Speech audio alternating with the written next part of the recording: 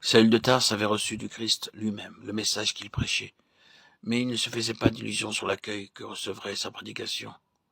Comme Ésaïe, il savait que si le bras de l'Éternel, si la croix n'était pas révélée à l'homme par le Saint-Esprit, sa prédication semblerait une folie à l'intelligence obscurcie, au cœur naturellement rebelle et incrédule. Le salut par la mort d'un autre. Mais cela était contraire à toute justice. L'homme incapable de se sauver lui-même. À la vérité, ceci était incompréhensible et incroyable. Si le monde en général devait repousser la prédication de la croix, quel accueil les Juifs ne le réservaient-ils pas? La croix leur était un scandale. Maudit est celui qui est pendu au bois, enseignait les Écritures.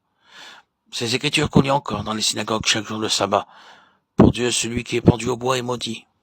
Aussi, lorsque l'apôtre Paul se mit à prêcher le crucifié, que de fois dut-il s'entendre lancer à la tête les mots, le maudit, le pendu. Combien de fois sa prédication dut-elle être qualifiée d'insultante pour Dieu? En parlant du Christ, les Juifs le nommaient souvent le pendu, expression qui se trouve dans le texte original de Deutéronome 21-23. Sans l'illumination intérieure du Saint-Esprit, ils ne pouvaient comprendre que les paroles mêmes du Deutéronome annoncent, expliquent la croix du Christ, lequel fut fait malédiction pour nous. Les Juifs attendaient un Messie qui serait roi, qui régnerait sur la terre. Des prophéties d'Ésaïe, ils n'avaient retenu que ce qui annonçait la gloire à venir, la domination mondiale du Christ. Aussi, plein d'idées préconçues sur celui qu'ils attendent, ils demandent à plusieurs reprises à Jésus de leur faire voir un signe du ciel. Attristé, le Seigneur leur répond qu'il ne sera donné aucun autre signe que celui du prophète Jonas. Comme Jonas fut dans le ventre d'un grand poisson 3 jours et 3 nuits, ainsi le Fils de l'homme sera dans le sein de la terre 3 jours et 3 nuits. Matthieu 21-40. Le calvaire et le sépulcre annoncé par Ésaïe et l'expérience mystérieuse de Jonas, signe donné par Dieu pour révéler le Messie, auraient pu préparer les Juifs, les rendre capables de reconnaître en Jésus-Christ celui qu'ils attendaient. Mais comme l'avait prophétisé Ésaïe, ils entendirent de leurs oreilles et ne comprirent point.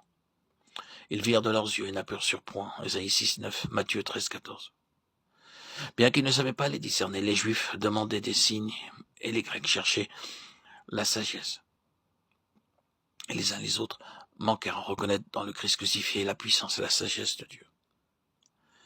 C'est cependant une sagesse que nous prêchons, mais une sagesse qui n'est pas de ce monde. Nous prêchons la sagesse de Dieu, un mystère, 1 Corinthiens 11-6-8. La prédication de la croix est la puissance de Dieu pour ceux qui sont appelés. Elle détruit en eux l'orgueil de la connaissance, de sorte qu'ils deviennent capables de comprendre la sagesse de Dieu.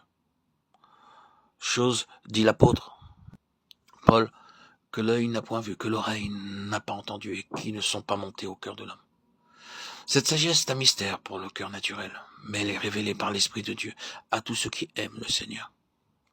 Elle ne sera jamais confondue et tournera à notre louange lorsque toutes les philosophies et tous les échafaudages des hommes s'écrouleront. La sagesse de Dieu, un mystère. Et le mystère de Dieu, c'est Christ, en qui sont réunis tous les trésors cachés de sagesse et de connaissance. Le Christ, un Messie crucifié, puissance et sagesse de Dieu pour tous ceux qui croient, tant juifs que gentils. 1 Corinthiens 1, 23-24.